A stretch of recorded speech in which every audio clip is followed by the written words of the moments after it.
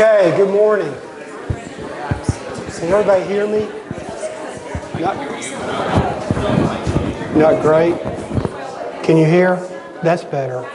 Maybe too loud. Let me go down a bit. Welcome. It's good to be here this morning.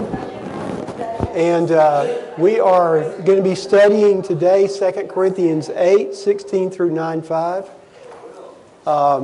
Before we start, though, we're just a reminder that the upper room is open for prayer requests, and Earl will be there. And if you need to do that, make yourself available there anytime today. Okay, today's passage is, I think, very, very interesting and very practical. Again, it's 2 Corinthians 8, 16 through chapter 9, verse 5.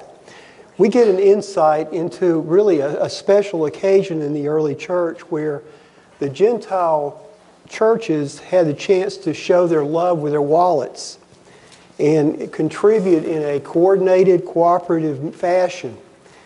We're going to look at this today from a historical perspective, and then I think we're going to find some practical things that we can use and we do use today.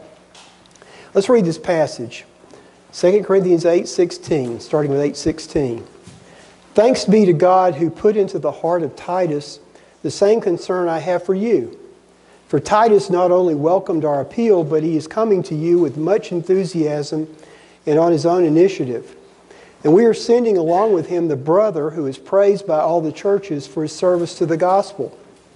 What is more, he was chosen by the churches to accompany us as we carry the offering which we administer in order to honor the Lord himself and to show our eagerness to help. We want to avoid any criticism of the way we administer this liberal gift, for we are taking pains to do what is right, and not only in the eyes of the Lord, but also in the eyes of man. In addition, we're sending with them our brother who has often proved to us in many ways that he is zealous, and now even more so because of his great confidence in you. As for Titus, he is my partner and co-worker among you. As for our brothers, they are representatives of the churches in an honor to Christ. Therefore, show these men the proof of your love and the reason for our pride in you, so that the churches can see it. Chapter 9. There's no need for me to write to you about this service to the Lord's people, for I know your eagerness to help, and I have been boasting about it to the Macedonians, telling them that since last year you and Achaia were ready to give, and your enthusiasm has stirred some of them to action, or most of them to action. But I'm sending the brothers in order that our boasting about you in this matter should not prove hollow, but that you may be ready as I said you would be. For if any Macedonians come with me and find you unprepared, we, not to say anything about you, would be ashamed of having been so confident. So I thought it necessary to urge the brothers to visit you in advance and finish the arrangements for the generous gift you have promised. Then it will be ready as a generous gift, not as one grudgingly given. Let me start with a question. Think about it. You don't have to answer this out loud. You can think about it in your mind, but when you're dealing with money, who do you trust the most? Do you trust a broker or a banker or a relative or the government or your mattress or the church or no one? Think about that for a second. Who do you trust with your money? So in that regard, looking at these verses, what is going on here? What's happening on a high level? What's this about? David? Paul is helping to encourage a collection among the mostly Gentile churches who help their mostly Jewish Christian brothers and sisters, because there's a famine going on in Palestine. Probably so. Yes, probably so. Okay, good. That's a great synopsis of really where we're going today. Paul had, we know, we've said this before, Brent mentioned this last week, I think we talked about this all through 2 Corinthians. Paul had his enemies and his critics, and they weren't hesitant to really criticize him about anything. And they certainly wouldn't be hesitant to accuse them of keeping part of this collection for himself. So I think he takes some steps to make it a little more difficult to level the charge against him. If you want to criticize somebody, you can do it. You can drum up the charges. But, in this case, I think he's going to try to make it a little more difficult to level this charge. He wants to make this clear before God and men that he's above suspicion here. I think it's interesting that Paul could write like a lyric poet. He could write on that level. He could also write as a master theologian, which he was. But in this case, I think he is acting with the accuracy of an accountant or an auditor. He's basically setting up principles here that's in full agreement with the generally accepted accounting principles, the GAAP principles we have today, or the FASB, the FASB, Financial Accounting Standards Board, or the AICPA, American Institute of Certified Public Accountants, I believe.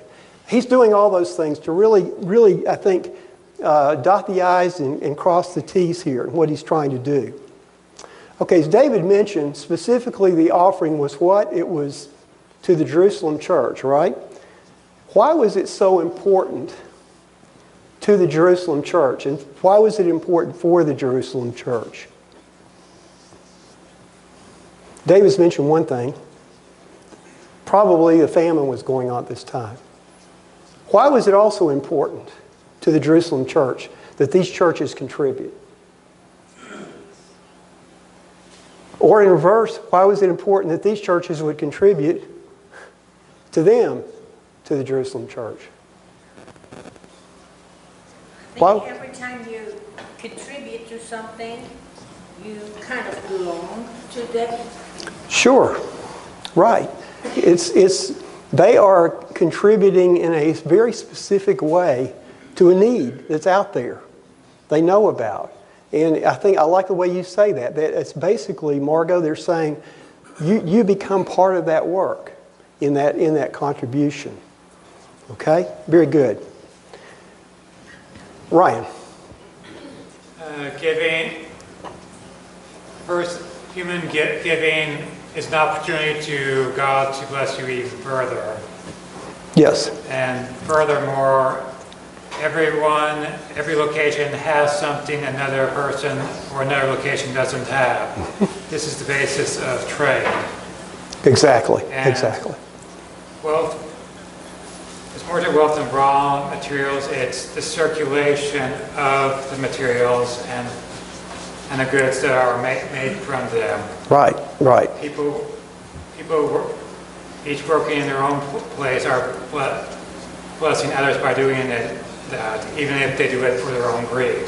Exactly. And we're going to circle back to that, I hope, at the very end and talk about some of those motivations. But excellent point. Okay, so the suspicions. What are the suspicions around Paul right now with the Corinthians? That he's been mishandling the funds. That he's been mishandling the funds.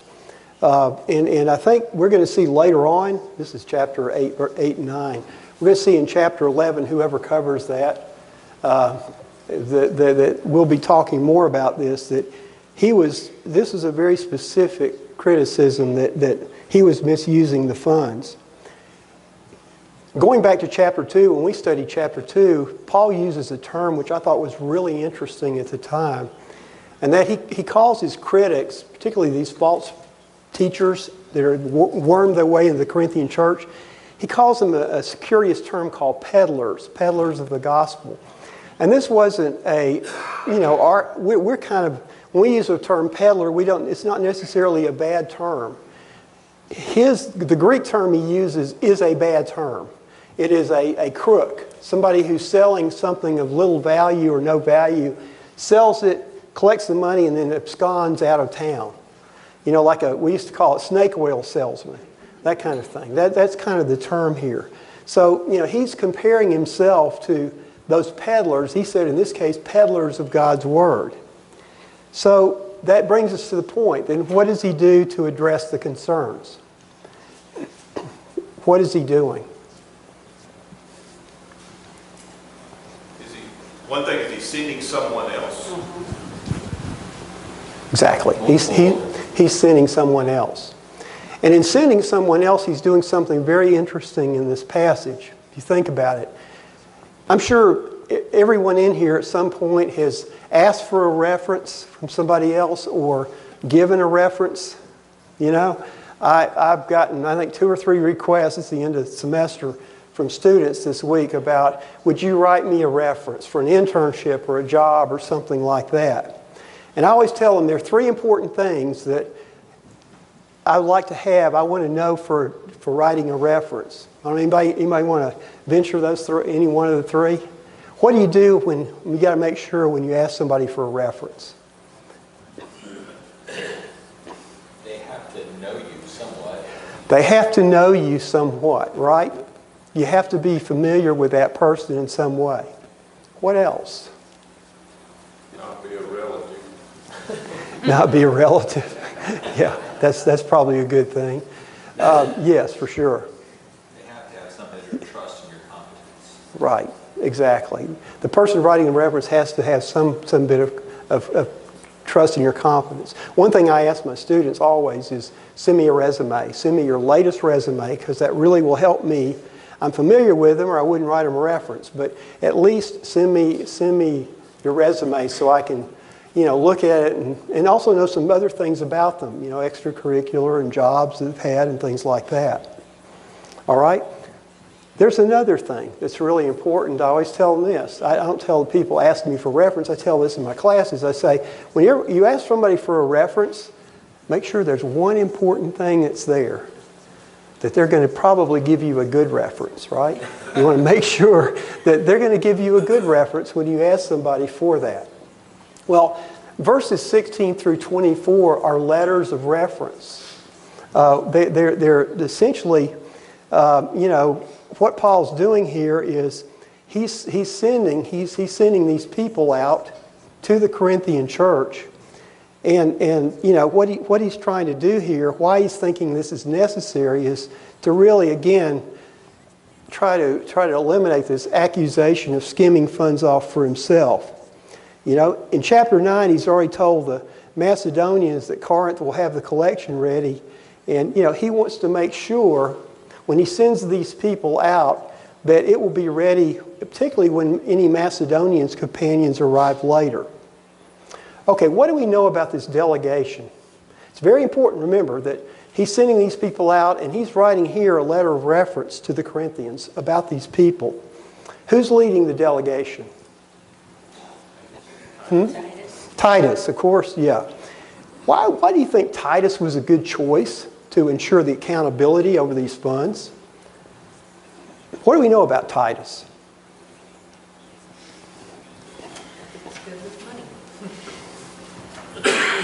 Actually, we know quite a bit about Titus, really. What about Titus would make this a really good choice to go to the Corinthians to jazz them up to collect some money from them? Titus has been there before. Titus has been there before. Remember, Titus was the one who delivered the severe letter that we don't think we have. He delivered that letter to the Corinthians. He's already, as Stephen said, he's been there before. They knew Titus, so he had a lot of credibility with the Corinthians. And in verse 16 it says that he had a heart, your version may be a little different, he had a heart for the Corinthians. What does Paul say? I think that's an interesting verse. What is the source of his heart for the Corinthians, Titus's heart? What does Paul say there? It comes from God. That is so typical of Paul. He says that Titus has, again, your version may be different. A lot of the Greek kind of looks at the best translation is probably earnest care. He has earnest care for the Corinthians.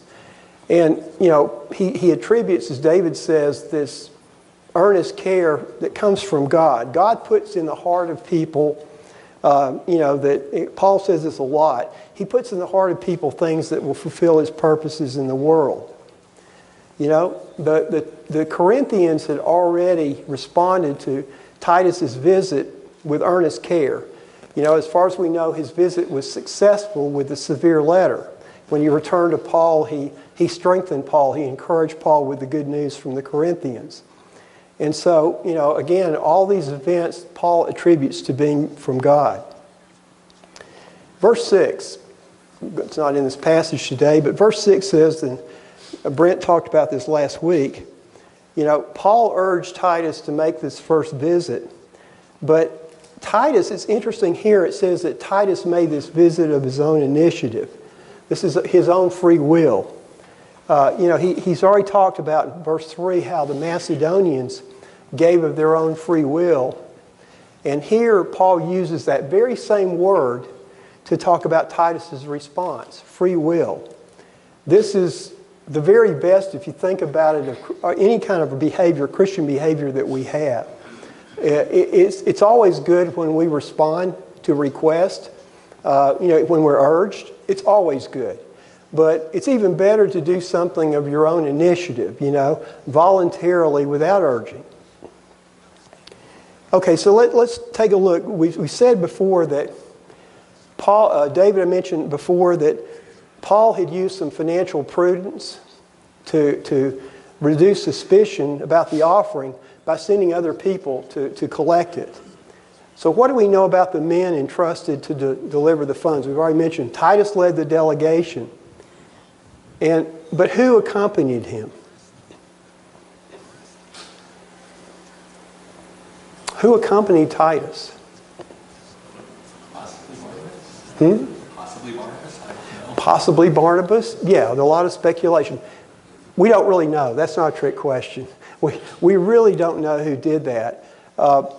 Origen and Jerome suggested that the other brother, there were two brothers here, and not relatives, Bill. They're not relatives, but they're basically brothers in Christ. And so Origen and Jerome, early church fathers, suggested that it was Luke. Others have said Barnabas. That's kind of your second choice, is Barnabas, as Steve said.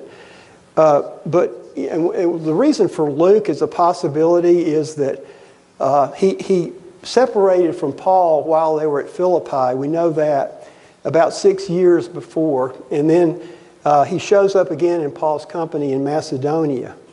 And so in the interim, evidently this brother, maybe Luke, it's plausible, it could be Barnabas, he was so well known that he was praised throughout the churches for his service to the gospel. He had high praise. This person had high praise from the churches. Okay, the second anonymous delegate in verse 22. Verse 25 or 23 says that he was also chosen by the churches as their representative. Again, we don't know his name, but we know that he not only came of his own initiative, but he came because the churches selected him to be their representative. Again, Paul is saying these churches have selected this person specifically to go to you. And I think he's trying to put a little bit of pressure on the Corinthians to say, they're coming of their own initiative, and they're also coming because the churches have sent them. So you can fill in the blank for the rest, right? Right.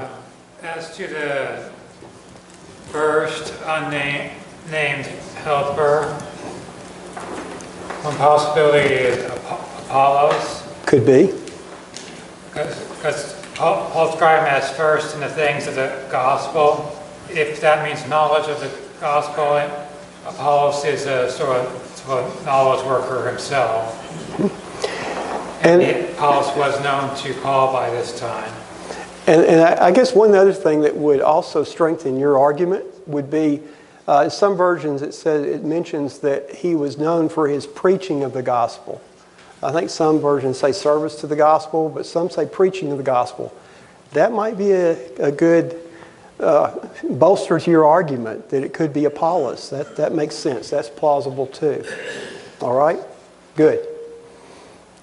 We just don't know. We really don't know. He does say this. He says that he doesn't know, he doesn't say whether, he says this brother has confidence in the Corinthians. And we don't know if this confidence came because Titus told him about the Corinthians, or if he had known the church in Corinth in the past. Again, we don't know. This is all speculation. But it's interesting that Paul uses the very same Greek word to describe this brother as being earnest, as it's the same word that he uses to describe Titus in general. So, he's putting Titus and this brother's earnestness on the same level, same word. Perhaps Titus was so enthusiastic, he was so fired up about the Corinthians, particularly the response he had gotten when he went with a severe letter, when he got back to Paul, that he passed this on to the other brothers, and this brother was very fired up as well. He was excited as well. I'll bring up something here that's a little bit of controversy, but it's a little bit strange that the identities of these people are anonymous. We know Titus, but we don't know the other two. Paul tries to describe them, but the question is, why weren't their names listed here? Particularly if it's somebody we probably would know. Paul lists other people in his letters that we don't know anything else about except their names. And just one thing that happens is that in ancient times, sometimes being anonymous said that if you're anonymous in some kind of writing, it meant that the people were dishonorable for some reason. So some scholars have speculated that these two, the names were in the original text. They were listed, but later on they did something that caused some dishonor, so their names were erased. Now, that's just a wild theory, but it did happen in a lot of ancient texts. And, perhaps, that the theory is, some scholars say that perhaps they maybe did something that later besmirched their names. I don't believe it for a second, and there's no manuscript evidence for any of that, but I want to throw it out there. It's kind of interesting why their names are not listed.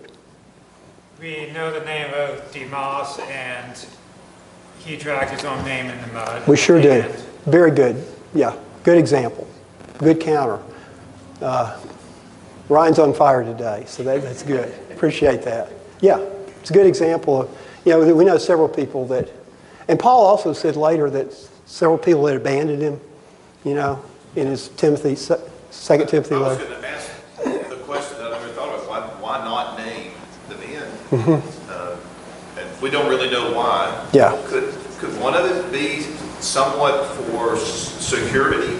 In other words, if there's a letter that someone discovers, Great point. says Steve Lane, and Ron Almquist are traveling with a bunch of money, That's a great then you point. become a target. That's a great point. I don't know. Hadn't thought of that one, but that's a real plausible one. Right. Also heard somewhere that sometimes the person writing a letter doesn't name himself if he's already known to them. For example, that we have whoever wrote the letter to the Hebrews. That's also very plausible. And, That makes sense. And Paul did specifically say that at least one of them was well known to everyone, so they would have known him by sight or by reputation at least. Right. Good points. And the second one was also someone of good repute, though I don't know how famous he was. Yeah. So after he delivered the money or came to start the collection, he was certainly well known to them, if he wasn't already. That's an interesting history, I think, but let's get into more of the practical things today.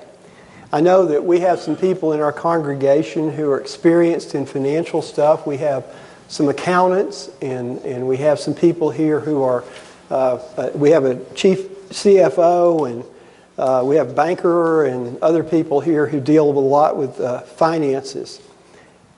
I want to ask you just a practical question. On a high level, can you see what financial or auditing purposes are practiced here by Paul?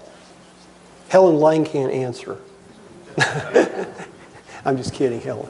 You're welcome to answer. Can you see with some practical things? Earl can't answer either. Look around, people I know there deal with finances a lot. Okay? It's kind of interesting here. One thing that's already been mentioned by David, you sent somebody else, right? You got some multiple eyes on the finances on this collection. And I'm going to add one more that I thought of. But, you know, he's trying to answer this charge that I'm not profiting purposely or personally from this collection. So, you know, he's put a treasurer or a trusted person in charge of it. And so he's trying to make sure that they can't say, Paul, you're skimming that money. You're misappropriating the funds. We do know this from the terms used here that gift was liberal. It was abundant. There was probably a lot of money involved here. And so, you know, he's going to take special care to make sure that it's handled properly. And, you know, Paul here talks about the virtue of being blameless. He talks a lot about that in his writings. And so, you know, one of the major principles we've said is that he's got multiple eyes, multiple hands on this collection. And so he's doing this through Titus and his 2 traveling companions. The other idea I'm going to throw at you is that he obeys a foundational auditing principle here. And that auditing principle is you never put accounts payable and accounts receivable together in an organization. You never have that same person doing accounts receivable and accounts payable. Basically, auditors will tell you if it's a big enough company, you want those people in different buildings. You don't want them communicating as much as possible. And the idea here is it's the old left doesn't know what the right hand is doing, and that your east is as far as the east is the west. You know, you want these 2 people. You don't want them communicating or possibly collaborating. And so, you know, if you think about it, Paul is acting as accounts receivable.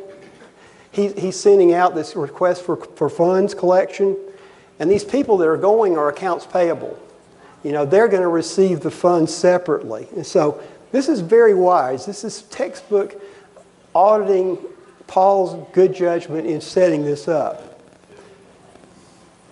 It also, it not just protected Paul, this protects Titus and the other men as well. Yes.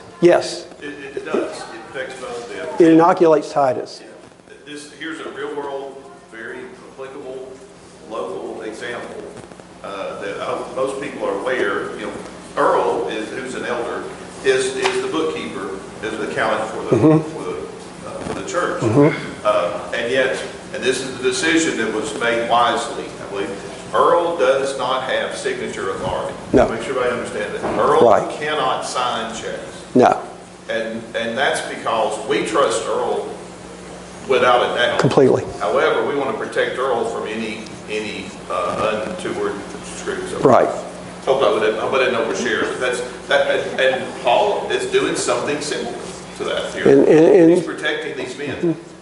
And sometimes you may see Earl catch one of us after services or before to sign a check, and he'll tell us what it's about, and look at the amount and all that. But make sure that Earl doesn't write those checks himself. Something else I find here that's really important is that these men aren't listed as accountants per se, but in fact they're listed as very righteous men. And when you go back and look at the point what I believe are Deacons in Acts chapter 6, every one of those men whose job it was going to be to handle funds and or deliver the needs of the Grecian widows, every one of them were supposed to be chosen based on their ability to teach, their fidelity to the gospel. And so here you have the men who are listed are men of high righteous character. And beyond everything else, that's the first, like you have one of your shepherds handling your funds. You want somebody of the highest character as regards the gospel of Christ. Absolutely. Absolutely. That comes first, right? The fact that Paul used what we would say are prudent financial considerations comes second. But the fact is he did. But the other thing is that Yeah, absolutely. These people were chosen because of their high integrity. The people knew them. They were well known.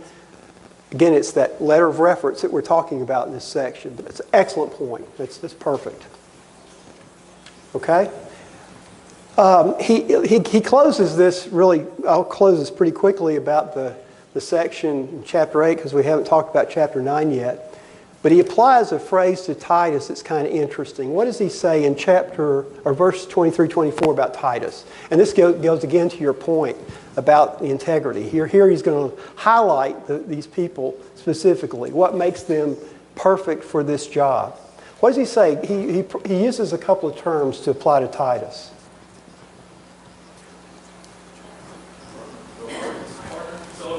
Partner, fellow worker, right? Yes. Brother, messenger, he uses that to apply to the others, right? Yeah, that's true. You know, Titus, again, just say something about Titus quickly. Titus dealt with messy situations for Paul. Kendall Harrison said something years ago about Titus. He said he was Paul's henchman, and he really was. Timothy had a little more delicate constitution, right? He loved Timothy as a son, but Titus was the one he sent in for the tough jobs. I mean, the last thing we know in the letter to Titus, we know he was appointed to go to these churches in Crete, of all places, and pick elders for all these places in Crete. You know, and again, Paul says these people are, what does he say? They're lazy, they're evil gluttons, you know, they're liars. He calls the people of Crete.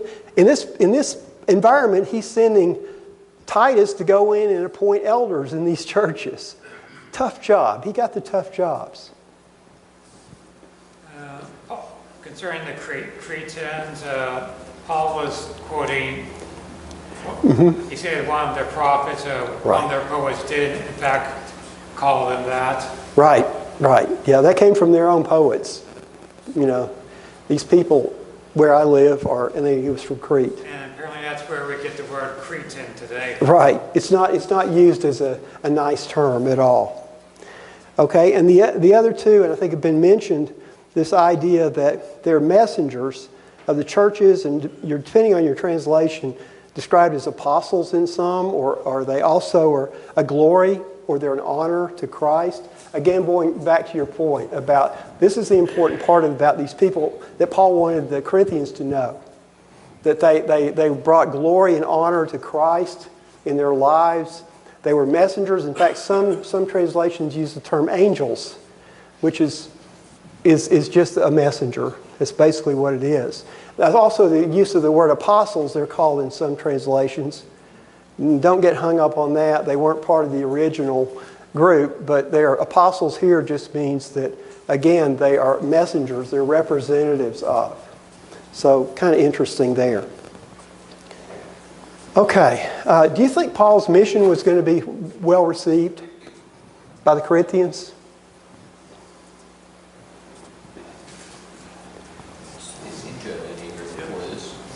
Yeah.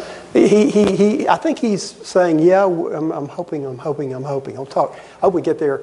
We'll talk just real quickly about chapter 9, those verses there. But what is he challenging the Corinthians to do? You know? We have some modern phrases, basically when he's challenging the Corinthians. We would say today, put up or shut up. Don't tell me how much you care. You know, show me how much you care. Talk is cheap. Or in the words of the great philosopher Elvis, you know, a little less talk and a little more action, please. I think he's saying that. You know, or simply from the phrase, show me the money. You know, show me the money. That's what I think he's saying here. And so, you know, you get the impression that when he gets to, at the end of chapter 8, he's done with the discussion. He's through. And then all of a sudden he cranks up chapter 9 again. That's kind of interesting. Now, again, there are a group of minority scholars who say that he's acting like chapter 8 didn't exist. You know, and chapter 9 starts the argument again. I think there's a better explanation for that than it was some sort of, you know, weird insertion or something like that. To me, the better explanation of that is actually he's saying, I'm not quite sure about you, Corinthians, so what do you do normally when you want somebody to make sure they understand a point? What do? You tell them. You tell them what you told them, and you tell them again, and then you tell them what you told them again and again and again. You have to repeat. Exactly. It's like elementary school kids. Exactly. Or adult age kids. Right. You repeat, communicate. I think that's simply what Paul is doing in starting chapter 9. He talks about this as being a ministry of the gospel, a service, and he uses terms that are even well known in the Old Testament. He talks about this gift being a eulogia, which is a gift, a solemn offering. So he's looking at that. But in verse 2, what pressure does Paul put on these Corinthians? What does he do?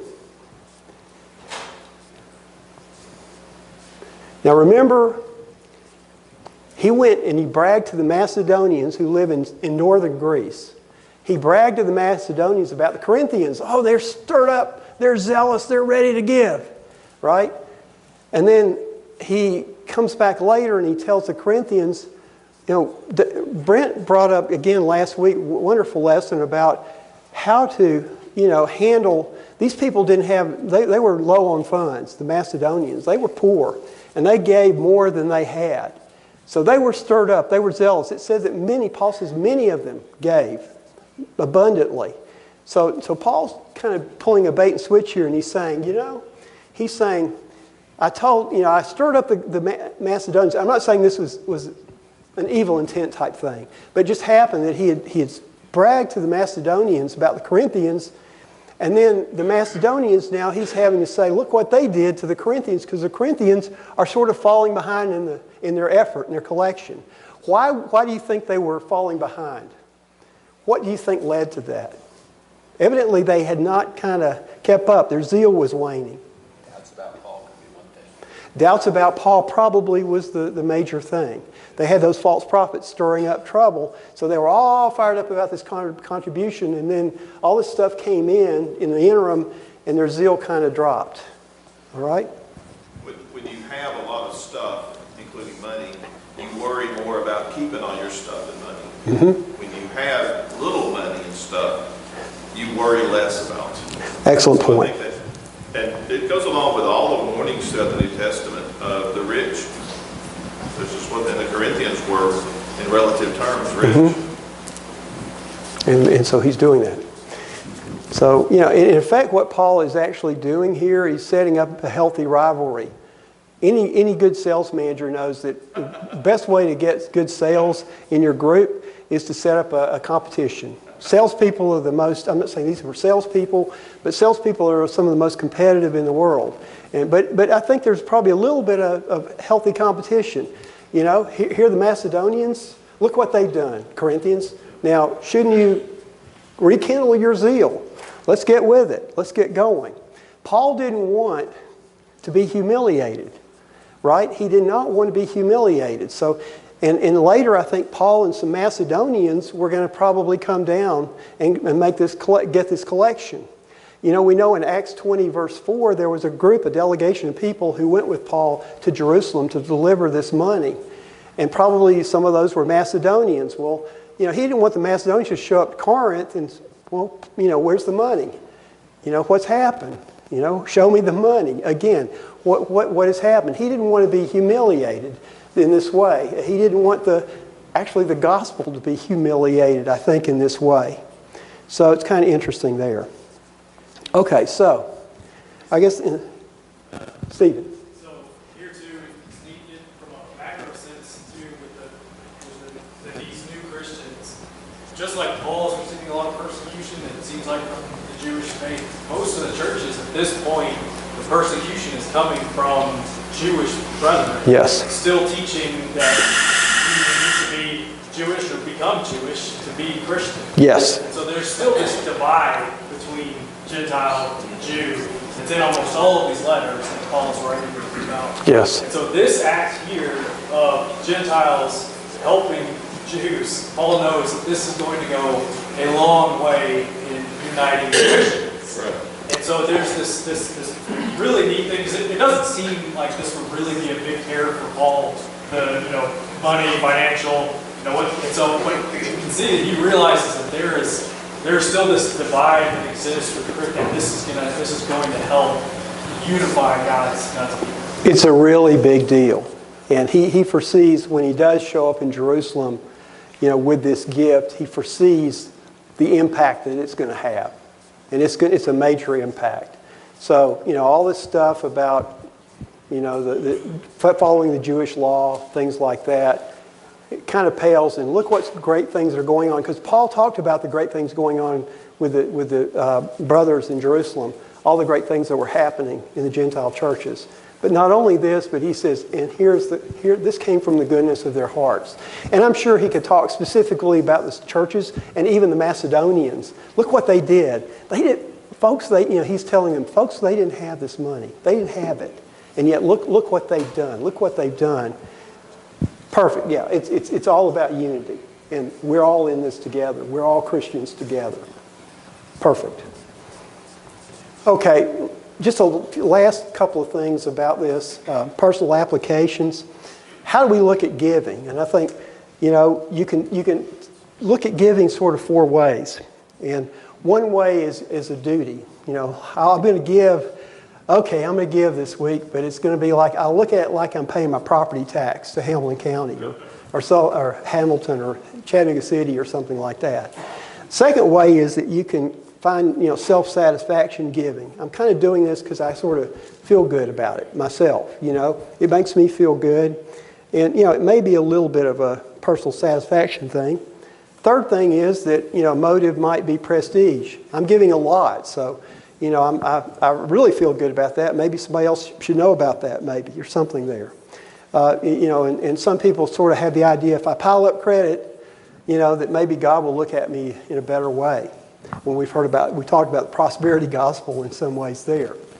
And the last way, and don't get me wrong, those first three methods or first three reasons are not in themselves all bad. Okay? The main thing is the gift is being made. We're not looking at the motives behind every gift that's being made. I think, but Paul might say, as he said before, the best way is to give out of love. And I think that's the thing. It's understanding what God has done for us, the grace of God, and He loved us so much that He gave His only begotten Son. While we were yet sinners, Christ died for us. All those ideas that give us that idea and that reason for giving. And that's probably the best of the other three. All four ways benefit the receiver. Yes. It's only the last one that benefits the giver as well. Right, exactly. Excellent. Hope everybody heard that. All four of those ways benefit the receiver, but the last one benefits the giver as well. I mean the receiver as well. I messed it up, Stephen. You're quiet. Yeah. All those methods work for everybody, but the first three really are focused on the person who gives. The last also is on the person who receives. Okay, just to kind of pick up on what David said, last thing there is that I think if Paul came to us with some Macedonians and looked at Signal Mountain, he would see that we're an inordinately generous church. We've been blessed greatly, but we are a very generous church. I think he would feel that what we've done here is our generosity overflows. And you'll probably hear more about this very soon about the congregation's gifts lately to the Partners for Africa appeal. But to piggyback on what David said about the handling of funds at Signal Mountain, I think there's a great effort to follow Paul's principles of business here, and for everyone involved who handles the funds to have it take from it or approach it with a sense of stewardship and integrity.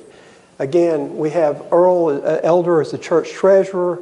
We have a deacon responsible for finance, and these positions, these men that are in these jobs have great trust and integrity, and they follow very carefully the principles that we've talked about today. There's an effort. I don't guess I've been in any other congregation where there's more of an effort to be good stewards and to handle money very carefully, to account for all receipts and transactions, to be transparent to the congregation, and to ultimately balance the books. We've had an outside auditor to look at our print practices here and try to abide by all the good auditing principles. We're all familiar with churches that have Christian organizations that have had great scandals. They've had less oversight, they've had less care, and they've been involved in these scandals. And, we've seen all the things that have been a black eye to Christian organizations in general. And there's been embezzlement, there's been fraud, there's been skimming off money and things like that. And I would say that great pains are taken here with your contributions to make absolutely sure that that doesn't happen. Amen. Okay, any comments or closing ideas here? Stephen? One thing we didn't mention as much when we were talking about the way they handled it is it reduces temptation. Yes. It's not just about protecting the reputation, but also reduces temptation. Right. Because even those that aren't that greedy, if you put in enough money that they can live off their life, would be evasive of temptation. Exactly. A lot of possibility there, for sure. But the way they set it up Right. reduces that kind. Right. Okay. Okay, go ahead. Ernest. Yeah. I was going to say, it doesn't matter what you do, your money, as long as you're doing it from Christ. Sure. You give the glory. Right. Christ will provide the means. Right. Exactly. Exactly. Great point. Ryan? If I give all my possessions to feed the poor and deliver my body to be burned, but I do not have love, it profits me nothing. Absolutely. Said before, Paul could write like a lyric poet. And there you go. There's the evidence there. Okay, let's have a word of prayer. Our Father, we're so thankful for your love. And we're so thankful for your overflowing generosity to us. We're thankful that we're here this morning to be with our fellow brothers and sisters. We're thankful that we can worship to you unencumbered and that we can worship you and also we can fellowship with each other. We're so thankful for the avenues that you give us for service. And Father, we pray that we will be good stewards of what you've given us. Bless us as we go out from here, as we go out this afternoon, and we pray that we will have a good reputation in your sight, but also in the sight of others who see us each day. In Jesus' name, amen.